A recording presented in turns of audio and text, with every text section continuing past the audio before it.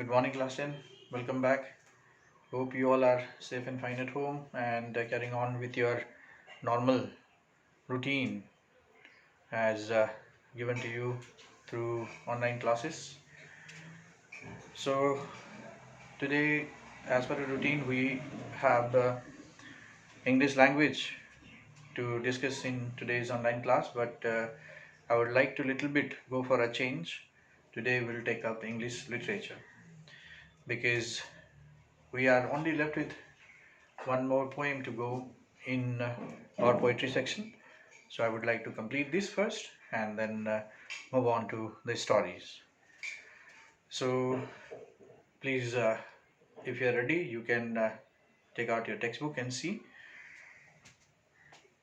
and also get ready with your pencil as usual, because whenever the difficult words are explained, please mark them with the simplest meaning so that whenever you sit to prepare yourself, you can um, prepare it with the simplest meaning as given, and it would be easy for you to understand.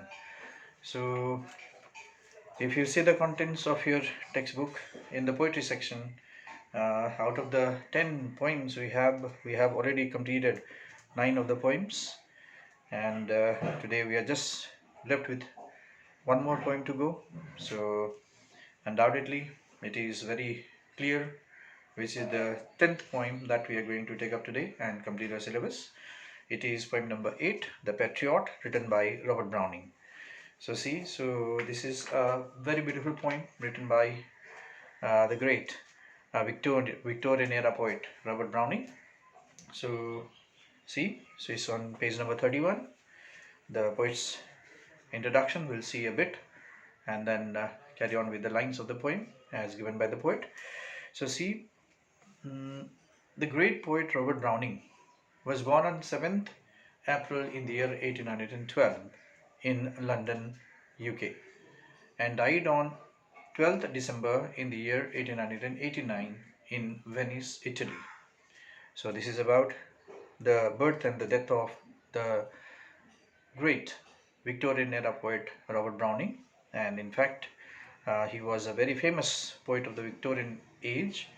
So the age is called Victorian because England was ruled then by Queen Victoria. So the era of Queen Victoria is called Victorian age, and Robert Browning happens to be one of the most famous poets of the Victorian age. And indeed, Robert Browning is the king of dramatic monologues. Whatever dramatic monologues the poet Robert Browning has given to the world, they're all famous. So now we'll talk about what kind of poem is dramatic monologue, because the last poem that you are left with, The Patriot, is also a dramatic monologue. Now see, a poem is called dramatic monologue when the poem is written in the form of a drama and there is a single speaker. Mono means single, log means a speaker. So there is a single speaker throughout the poem, and there is a listener or there are listeners who is or are listening to the speaker. But these listeners are passive. They are mute. They are completely silent throughout the poem. But when the speaker speaks in the poem, we feel that the listeners are also present in the poem, but they don't talk at all. They are passive listeners. Such poems are called dramatic monologues. So I hope you understood what is a dramatic monologue. A dramatic monologue is a poem which is written in the form of a drama, and there is a single speaker speaking throughout the poem. There is a listener or there are listeners who is listening or are listening to the speaker, being very mute, being very silent, being very passive in the poem. So such poems are called dramatic monologues. So the poem which is in your syllabus, The Patriot, is also a dramatic monologue. So here you see, in this dramatic monologue, the poem, The Patriot, uh, the speaker recalls exactly a year ago's incident that happened with him. The speaker returns home, his country, with uh, grand in poem, he is welcomed. He has been successful, he has been victorious, and when he is back home, back to his country, the people all welcome him. But after a year, there is a change to this very speaker, to this very person. Now, what change took place, how it happens, is beautifully described in the poem The Patriot by the poet Robert Browning. I hope you understood what the poem is about, and we know that life is full of uncertainties. There is no certainty anywhere. Today we are, tomorrow we can't say what happens to us next. So, this is very difficult for us to um, know what is next to us, right? So, such is a thing being discussed in the poem The Patriot by the poet Robert Browning. So, let us now come back to the lines of the poem. The Patriot, written by Robert Browning. First of all, the meaning of the patriot. Patriot means nationalist, one who is a lover of a country, one who loves his country uh, from the core of the heart. He is a patriot. Now, see, the poem tells here that death is not the end of everything. Death is not the end of everything. That means after that, there is something. After that, there is something waiting for us. So, what is that? We have to know. Now, see, the poem The Patriot, written by Robert Browning. The poem has 6 stanzas. There are 6 stanzas in the poem, and they are beautifully written by the poet Robert Browning. So, see, it was roses, roses all the way, with myrtle mixed in my path like mad. The house roof seemed to heave and sway, the church spires flame, such flags they had a year ago on this very day. Now, the opening stanza says, the patriot remembers how he was welcomed with pomp and ceremony a year ago, when he came back home after a grand victory. Now, when he landed to his country, now how did the people react? So, see, it was roses. So, when this victorious hero came back to his home country, he was welcomed with flowers, flowers like roses and myrtle. It was roses, roses that were all strewn, that were all scattered, spread all the way when he took his walk in his country. It was roses, roses all the way. So, which means this signifies the people throwing or strewing the flowers on the hero who is come back home, signifies love, respect, and honor for this man, right? So, it was roses, roses all the way. He was welcomed with the roses strewn on the road or on the ground, with myrtle mixed in my path like mad, with myrtle, and there are other flowers as well. Those flowers are myrtles. Myrtles are the sweet, smelly flowers. They are the perfumed flowers, mixed in the path like mad. Like mad means the people, the crowd who are waiting to see their hero back home, they are completely mad like. They are enthusiastic, and they are enthusiastically waiting for their hero to come back home.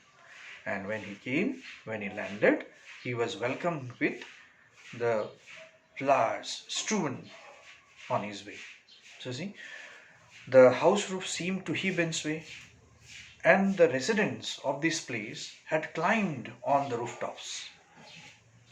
Right? See, the house roof seemed to heave. So, when these people have climbed on the roof of the houses, uh, the uh, the houses seem to breathe. Heave means to breathe, as if the load of the people the house is not able to carry, and it is so panting, breathing, and sway, and it is moving to and fro, sideways. Right? So look at the condition of the houses on the rooftops. The people have get together to welcome, to see their hero coming back home, and all have climbed up to the rooftop to see him, right? As if the house is now breathing and swaying, moving to and fro, right? and within no time the house would tumble down. Such was the look. So see, the church spires flamed, such flags they had. The church spires means tower. The church towers are decorated with the flags they had. So the country flags they had hoisted up on the church towers, and it was a victorious welcome to this great hero who is come back home. A year ago on this very day, such event took place a year ago when the hero came back to his hometown. So you saw the opening stanza of the poem "The Patriot" by the famous Victorian poet Robert Browning. So we saw, right? The very lines are spoken by the speaker, who is the hero who has come back home, and he's telling us the story of the past year, right? A year ago, what was done to him by the people of his own home country, right? Now, see next stanza. The air broke into a mist with bells. The old walls rocked with the crowd and cries. Had I said, "Good folk, mere noise repels, but give me your son from yonder skies," they had answered. And afterward, what else? Now see, the second stanza. What does it tell? The air broke into a mist with bells. Here bells refers to church bells. So the church bells rang and filled the air with their echoes. The church bells were ringing on the arrival of this hero to their home country. The church bells were sounding and they were echoing in the air, right? The old walls rocked. The old walls of the houses or the boundary walls, they were shaking, right? Here rocked means shook. They were shaking as if the earthquake has hit the place. The old walls rocked with the crowd and cries. And how did it rock? How did it shake? Because of the cries of the people, the shout of the people, the sound of the people made the walls as if shake. Such was the moment when the man landed to his country. The church bells were ringing with the echoes in the air, and the walls of the houses and even of the boundaries, they were shaking on the sound of the crowd of the people, on the shout of the crowd of the people. Had I said, and if I had said, here I refers to the narrator, who is the uh, hero who has landed back his home. So he says, had I said, if I had told my people, this crowd, good folk, good countrymen, folk here means countrymen, my people, mere noise repels, only noise is hateful, only noise is disgusting. Right? Because what were the people doing to welcome him? They were strewing flowers, they were shouting, they were making the sounds of welcome, right? So if the narrator would have told them only noise is hateful, only noise is disgusting, do me something else. If I had told them, but give me your son from yonder sky, and if I had told this crowd of people who are my people, right, bring me the sun from the skies. Yonder means over there, which is shining in the sky. So bring me that sun over there in the sky, right? They had answered, they would have answered, and afterward what else? They would have answered, right, only this, to bring the sun from the skies. If they had brought it, or had they brought it, they would have further asked the narrator, what else do you want, right? So uh, look at the you can see uh, the people's adorations towards this hero, the man who has come back home. So they would have done anything for him. They would have done anything for him, not just bringing the sun from the skies, but also anything else that the narrator would ask for. So that was the love and adoration the people had for this man, for this hero who has come back home. So you understood the second stanza? So the second stanza told the church bells were ringing, and there were echoes of the church bells all around. The walls, the boundary walls, the house walls were shaking because of the crowd, because of the shout of the people. right? That much of respect, that much of you can say fanfare the people were to welcome this hero back home. And if the narrator would have told them, only this south will not be enough, it is only disgusting for me, it is only hateful for me, do me something else. And if the narrator would have pointed to the sun and said that, right, bring me that sun from the sky, the people would have done this too, right? And after bringing the sun from the sky, the crowd would have asked the man, what else do you want? Right? Tell us. They are ready to do anything for this man. They are die-hard fan of this great hero. Now see the third stanza. Alack. Alack means alas. How sad. It was I who whipped at the sun to give it my loving friends to keep. Not man could do, have I left undone, and you see my harvest what I reap. This very day, now a year is run. Now the third stanza says, alack. Alack means how sad. Now it is the present time, 1 year later. It was I who whipped at the sun. So it was I who jumped. Leap means jumped at the sun. That means I did anything for these people. I did what not for these people. Right? I did impossible things for these people. That means. Right? Alack, how sad. It was the narrator who jumped at the sun to do anything for these people, to give it my loving friends to keep, so that I could give these people who are all my friends, whatever their demands are, I tried to fulfill everything for them. I did impossible, the possible. Not man could do, not man means nobody can accomplish, nobody can do it. Not man could do, so I had done it, I had accomplished all that no people would have ever done so. Have I left undone? So I did not leave anything undone. I have done anything possible for these people, for these uh, fans of mine. And you see my harvest. And today you see my reward. Here harvest means reward. What did I get in return of what I have done for these people? And you see my harvest, what I reap, what I got back. Reap means got. This very day now a year is run. So they have forgotten all that what I had done for these people. So these people have forgotten what I have done a year ago, since a year, right, to these people, right? Now a year is run. That means now a year has passed by. 1 year has rolled by. 1 year has gone by, right? And these people have forgotten entirely what I have done for these people, right? So look at the uncertainties of the people's mind. Look at uh, the the the fate of the people. What happens next? Nobody can say, right? A year ago he was a hero, and now you see the people have completely forgotten him, right? This is what the narrator is telling us, right? So in the third stanza you see, right, the narrator says, alas, how sad. I did anything impossible for these people to make it possible.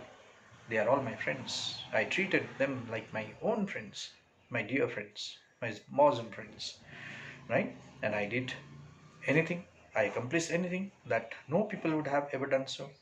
I left any, uh, I left nothing to help my friends, to help my people, right? And you see my reward today. What did I get in return of what I have done, right? This very year, it seems that the people have forgotten what I have done for them, right? A year has now rolled by, a year has now run, right? Now the fourth stanza.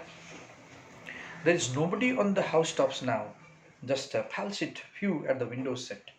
For the best of the sight is all allowed at the shambles gate, or better yet, by the very scaffold's foot I trow. Now see, the fourth stanza, right? Now what did the narrator say? There is nobody on the housetop now, but everything has changed now. But everything has changed now. A year rolled by, and everything has changed now. So what change did the narrator see? There is nobody on the housetop now. Now there is not a single man who is on the rooftop of the house to see him, to regard him, to show him the respect that was seen a year ago. Remember, a year ago when he came back home being victorious, how did the people welcome him? Right? There was not a place left on the rooftop even. Right? The people were crowded, even on the rooftops, as if the house will tumble down. Right? The house was unable to breathe to carry the load of the crowd people who have gathered up on the rooftop. But today you see there is not a single person on the rooftop to see him. Right? Just a palsied few. Right? Palsied means cripple. Only a few crippled ones are at their windows, house windows. Right? So see, now you see only the crippled ones, those who are as if suffering from uh, suffering from you can say um, paralysis, right, who are not able to move, who are not able to walk. They are now seated at their windows and just peeping out. Only a few of them were there, right? For the best of the sight is all allowed, because the narrator says the best of the sight is where is all allowed. That means they are available themselves at the gate of gallows now, right? These people, where are they? Where have they gone? There is not a single man seen on the rooftop. Only a few uh, unable to walk people who are palsied, who are as if suffering from um, paralysis. They are okay at the house window, right? And where are the rest of the people gone? The rest of the people seem to be near to the gate of gallows, which is called the Sambals Gate. At the Sambals Gate, right? The gate of gallows is known as Shambles Gate. So what is Shambles Gate? It is the gate of gallows. Now what is gallows? Gallows is a wooden framework. It is a wooden framework on which a person, a convict, sentenced, hanged till death by the law court is hanged according to the law. Right? That gate is called the Shambles Gate. Right? Where the gallows are fixed. Right? The wooden framework where the person is hanged to death as per the law is called gallows. Now see, at the Shambles Gate, or better yet, by the very scaffold foot I trow, right? So here the narrator assumes himself that those people of the place might have gone to the place where the Shambles Gate is, right? Or better yet, so that they can get a better view, right? So something has happened a year later, where the very hero a year ago, right, now he is on the walk, right, and he sees no one on the rooftop. He only sees a few suffering people seated at the window and peeping at him, right? The rest of the people have they all uh, gone to the gallows, the Shambles Gate, to get the view of what is going to happen, right? Or better yet, by the very scaffold foot I trow. The view is, right, by the very scaffold foot I trow. So I trow means I think, right? They raise here scaffold foot means is a raised platform which is used for execution, right? To such place here, uh, here the people have gone to, right? So this is what is told in the poem so far, right? So today we could finish 4 of the stanzas. That leaves us only 2 more stanzas to continue. So we'll again see it in our next day's class. Thank you very much.